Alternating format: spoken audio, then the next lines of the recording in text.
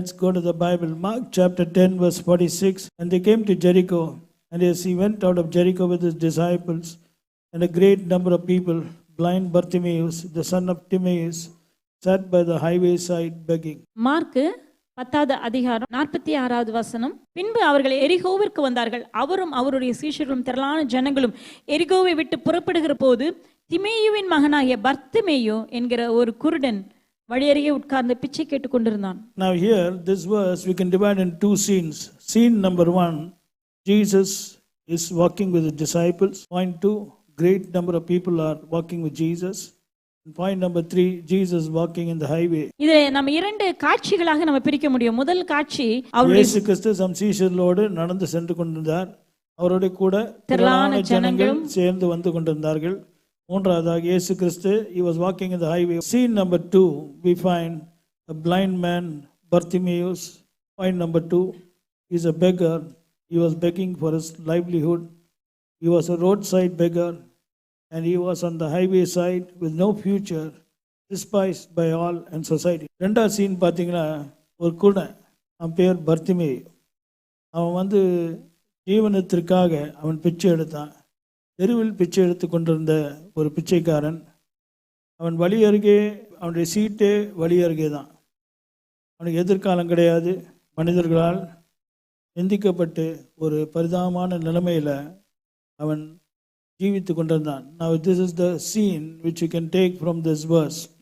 What happened? Verse 47. And when he heard that it was Jesus of Nazareth, he began to cry out and say, Jesus, thou son of David, have mercy on me.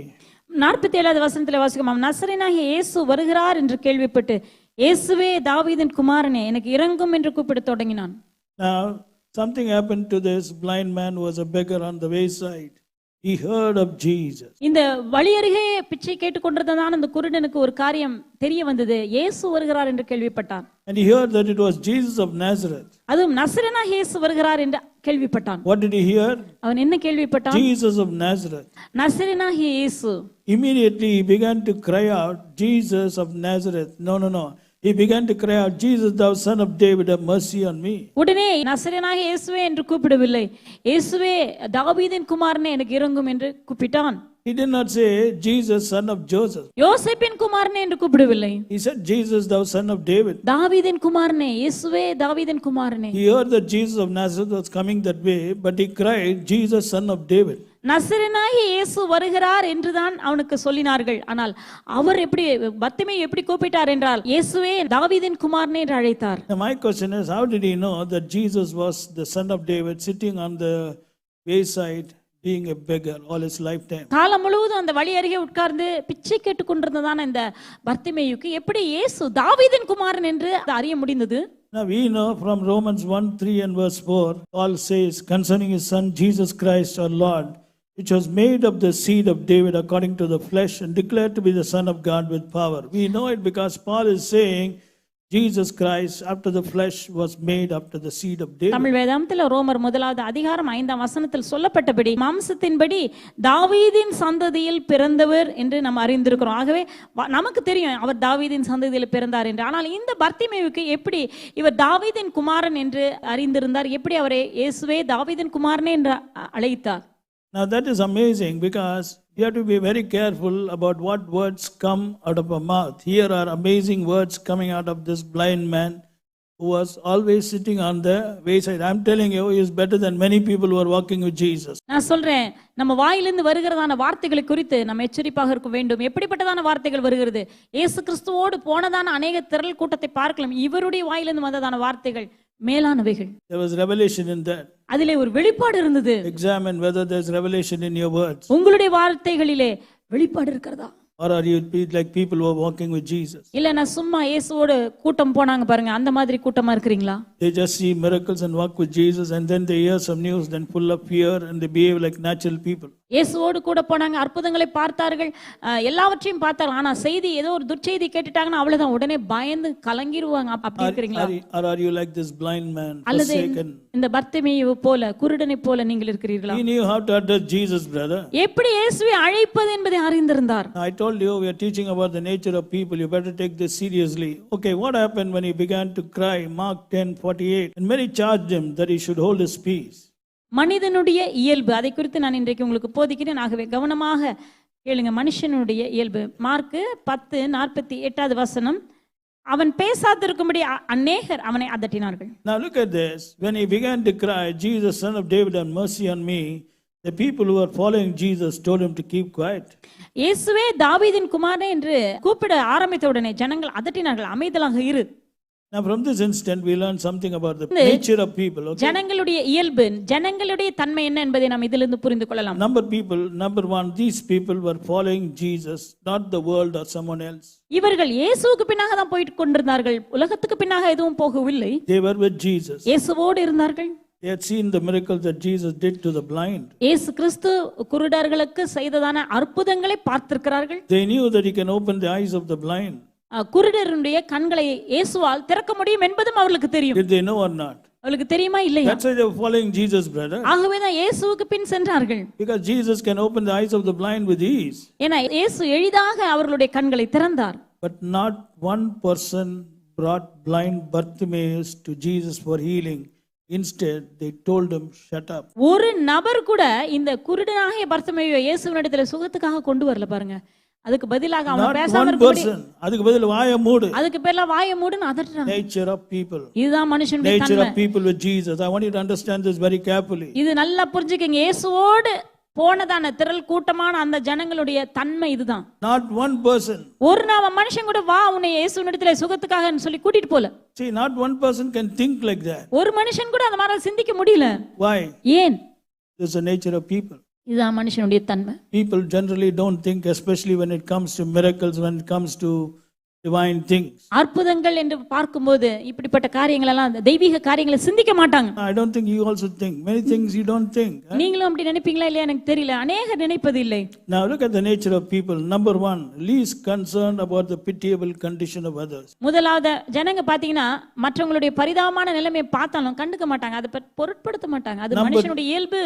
Number two, they did not desire that Bartimaeus should see a miracle. இரண்டாவதாக பர்த்திமேயு ஒரு அற்புதத்தை பார்க்க வேண்டும் என்று அவர்கள் விரும்பவும் இல்லை. Number three, they did not desire the future and well-being of a forsaken, despised blind man. கைவிடப்பட்டு பரிதாபமான நிலையில் இருக்கிறதான ஒரு மனுஷனுடைய எதிர்காலம் குறித்து அவர்கள் சற்றும் சிந்திக்கவில்லை. On the contrary, they were trying to hinder him from receiving liberty. அதுக்கு பதிலாக அவன் விடுதலையை பெறுவதை தடுத்தார்கள்.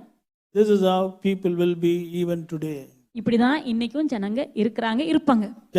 Just because some people are going with Jesus, don't think they are different. They are also like that today. இன்றைக்கு இயேசுவோடு ஜனங்க போறாங்கன்றதுனால அவங்க வித்தியாசமா இருப்பாங்கன்னு மட்டும் நினைக்காங்க, அவங்களும் அப்படிதான் இருப்பாங்க. Today also, instead of encouraging people to see miracles, those who are walking with Jesus today, many don't believe in miracles. In fact, they don't even bother about miracles. இயேசுவின் மூலமாக அற்புதங்களை ஜனங்கள் பார்ப்பதற்கு உற்சாகப்படுத்துவதற்கு பதிலாக அவர்களை தடுத்து அற்புதங்களுக்கு விரோதமாக அதற்கு எதிர்த்து பேசிக்கொண்டும் அதற்கு உதவும்படி எதுவுமே செய்ய மாட்டாங்க. Now my question is, what was the need of the heart? Tell me. இப்ப என்னுடைய கேள்வி என்னன்னா, இந்த சூழ்நிலையில என்ன தேவை? The blind man, what did he need? Did he need a miracle or words? அந்த மனுஷனுக்கு ஒரு அற்புதம் தேவையா இல்ல வார்த்தை தேவையா? Did he need a miracle or words, brother? அந்த மனுஷனுக்கு அற்புதம் தேவையா இல்லாவிட்டால் வார்த்தைகள் தேவையா? You know, if miracles don't take place, you have to listen to some empty words and be satisfied with words, but that's not going to help people like Bartimaeus. அற்புதங்கள் நடக்காவிட்டால் வெறும் வார்த்தைகளை மாத்திரம் கேட்டு ஒரு திருப்தி அடைந்து விட்டு போக வேண்டியதுதான். ஆனால் அப்படிப்பட்டதான வார்த்தைகள் பர்த்திமேயை போல இப்ப இருக்க நபர்களுக்கு திருப்தி வராது. Today so many people are in problem. இன்றைக்கு அநேகர் பிரச்சனைகளோடு வாழ்ந்து கொண்டிருக்கிறார்கள். You don't need words, you need miracles, brother. அவர்களுக்கு வார்த்தை அல்ல, அற்புதங்கள் தேவை. In fact, you need to be like Jesus. Jesus was revelation word plus miracle. That is the key. Revelation words plus miracles. He went and preached the word, God working with them and confirming the word with signs and wonders. இயேசுவை போல நம்ம இருக்க வேண்டும். இயேசு எப்படி இருந்தால்னா வார்த்தையும் வெளிப்பாடோடு கூடிய வார்த்தையும் இருந்தது, அற்புதங்களும் இருந்தது. That is the key. அதுதான் ரகசியம். சீஷர்கள் என்ன செஞ்சார்கள்? அவர்கள் போய் பிரசங்கித்தார், எங்கும் பிரசங்கித்தார்கள். கர்த்தரோடனே கிரியை செய்து அவர்கள் மூலமாக நடந்த அற்புதங்களினால் வார்த்தையை உறுதிப்படுத்தினார். Today we need miracles. இன்றைக்கு நமக்கு அற்புதங்கள் தான் தேவை. But the blind man was wise. He was not bothered. All these people coming with Jesus, simply going with Jesus, not even concerned about me. He didn't think like that. He didn't bother about the people because he knew the nature of the people. He said, I am going to receive a miracle from Jesus. ஆனா இந்த பர்த்திமேயு குருடனாய் இந்த பர்த்திமேயு ஞானமுள்ளதான மனுஷன் சற்றும் பொருட்படுத்தவில்லை. அவர்கள் பேசாமல் இருன்னு சொன்னாலும் அவருக்கு தெரியும் ஜனங்களுடைய தன்மை இப்படிதான் தெரியும். ஜனங்களுடைய தன்மையை பற்றி அவன் நினைக்கவே இல்லை. அவனை பொறுத்த வரைக்கும் எனக்கு தேவை, எனக்கு அற்புதம் நடக்கணும்னா நான் வாழ்நாள்லாம் பிச்சைக்காரன் தான் உட்கார போறேன். அதே மாதிரி நல்லா கவனிங்க, உங்களுக்கு அற்புதம் நடக்கலாம் வாழ்நாளும் நீ கஷ்டப்பட்டு தான் இருப்பீங்க. Listen, if you don't see a miracle all your lifetime you're going to suffer, brother. நீங்க உங்க வாழ்க்கையில நீங்க அற்புதத்தை பார்க்கலனா வாழ்நாளெல்லாம் கஷ்டப்பட்டு கொண்டு தான் இருப்பீர்கள். You have to be like Bartimaeus. Bartimaeus didn't bother about the crowd. He said, I am going to shout louder. நான் இன்னும் சத்தமாக என்னுடைய சத்தத்தை உயர்த்துவேன். What did he do? அவர் செய்தது என்ன? Mark 10:48, and many charged him that he should hold his peace, but he cried the more a great deal. Still more he cried, thou son of David, have mercy on me. Mark 10:18 வசனத்தில் அவனும் தாவீதின் குமாரனே எனக்கு இரங்கும் என்று முன்னிலும் அதிகமாய் கூப்பிட்டான். He didn't change the way he addressed Jesus. Same thing. Jesus, son of David, have mercy on me. மாற்றவே இல்லை, தன்னுடைய சத்தத்தை மாற்றவே இல்லை. தாவீதின் குமாரனே எனக்கு இரங்கும் என்று முன்னிலும் அதிகமாய் சத்தமிட்டான். He refused to stop because he knew that Jesus will give him what he wanted. ஏன்னா அவருக்கு நன்றாக தெரியும் தான் எதிர்பார்க்கிறதை இயேசு தருவார் என்பதை அறிந்திருந்தார். Just because he didn't receive it first few times he shouted, he knew that he will definitely receive. He was not willing to let go. Maybe 5 or 6 times he was shouting, Jesus, son of David, have mercy on me. Jesus, I don't know, Jesus did not respond. But when he shouted still more louder with more pressure, then Jesus stood and told him to be brought unto him. முதல் முறை கூப்பிட்டார், ஒன்று இயேசு நின்றதை போல தெரியவில்லை. ஒருவேளை 2-3 முறை கூப்பிட்டு இருக்கலாம். ஆனா இயேசு கிறிஸ்து கேட்காத போல இருந்தாரு. இயேசு கிறிஸ்து போயிட்டே இருந்தாரு. ஆனா ஜனங்களுடைய சத்தத்தை மீறி இவன் இன்னும் அதிகமா தாவீதின் குமாரனே இயேசுவே இறங்கும் சொன்ன உடனே ஆண்டவர் நின்றார். Brother, you only have to get the miracle. நீங்க தான் உங்க அற்புதத்தை பெற்றுக்கொள்ள வேண்டும். Don't look at others. மற்றவங்களை பார்க்காதீங்க. People will stop you from getting a miracle. சபை விசுவாசிகள் கூட தடுத்து விடுவார்கள். They will confuse you.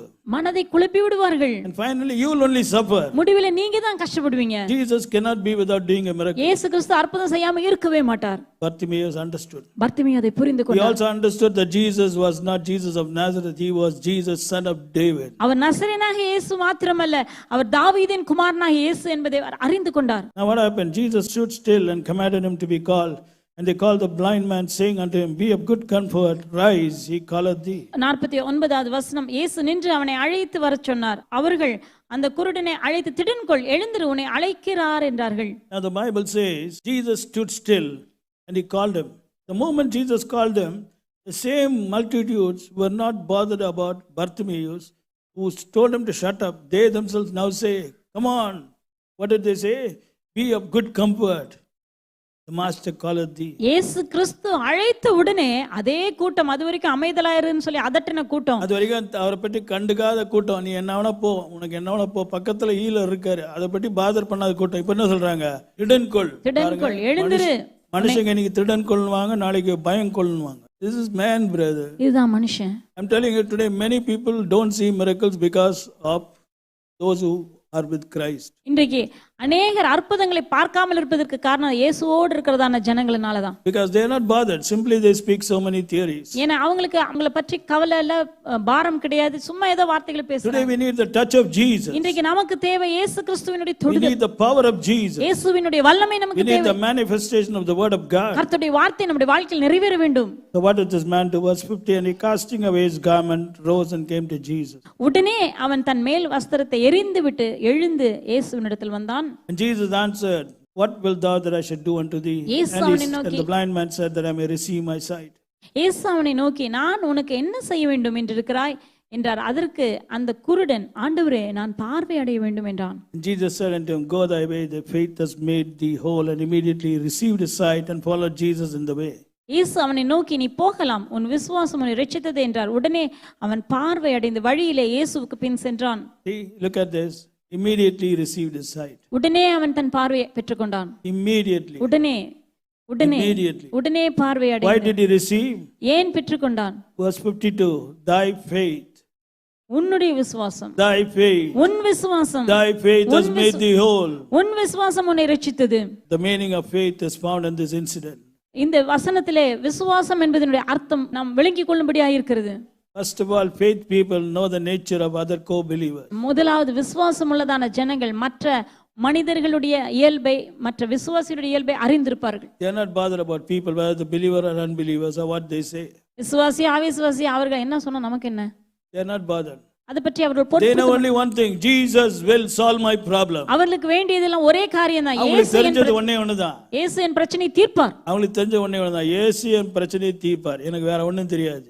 I am not going to let go of Jesus. நான் இயேசுவை விட மாட்டேன். What if people say so many things? ஜனங்கள் என்னென்ன சொன்னா எனக்கு என்ன? I am not bothered. அது நான் கண்டுக்க மாட்டேன், பொருட்படுத்த மாட்டேன். I will keep on addressing Jesus the way that I address. தொடர்ந்து நான் இயேசுவை நான் கூப்பிட்டு கொண்டே இருப்பேன். அவர் எப்படி நான் அழைத்தேனோ அதே போல அழைத்து கொண்டிருப்பேன். And if people try to hinder me, I will increase the volume. யாராவது என்னை தடுத்தாங்கன்னா நான் இன்னும் சத்தத்தை அதிகமாக்கி விடுவேன். So remember this truth: people are only bothered about themselves and their family. இன்றைக்கு ஒண்ணு மாத்த புரிஞ்சுக்கங்க, ஜனங்கள் அவரவருடைய குடும்பத்தை குறித்தும் தங்களை பற்றி தான் கரிசனை உடையவர்களாக இருக்கிறார்கள். Many are not interested about others. மற்றவர்களை குறித்ததான கரிசனை அநேகருக்கு கிடையாது. So today we need faith. ஆகவே இன்றைக்கு நமக்கு விசுவாசம் தேவை. It was not the shouting, it was the faith of the man which made him to shout. ஆகவே சத்தத்தினால அல்ல, அந்த உள்ளாக இருந்த விசுவாசம் அந்த மனிதனை கூப்பிடும்படி செய்தது. Some people think that if they shout much, God will hear them. சிலர் நினைக்கிறாங்க ரொம்ப சத்தம் போட்டுட்டு ஆண்டவர் கேட்டுருவார்னு. No, it is based on what triggered the shout. அந்த சத்தத்தை தூண்டி விடுவது என்ன? Is it faith? விசுவாசமா? That's what decides. அதுதான் தீர்மானிக்கிறது. So today let's take this very clearly. ஆகவே இன்றைக்கு அதை தெளிவாக புரிந்து கொள்வோம். Faith is the key for victory. விசுவாசம் வெற்றிக்கான சாவி. Faith is the key for miracles. விசுவாசம் அற்புதங்களுக்கான சாவி. Faith, supernatural faith. இயற்கைக்கு அப்பாற்பட்டதான விசுவாசம். Faith in the word of God. தேவனுடைய வார்த்தையில் இருக்கும் விசுவாசம். God bless you. கர்த்தர் உங்களை ஆசீர்வதிப்பார்.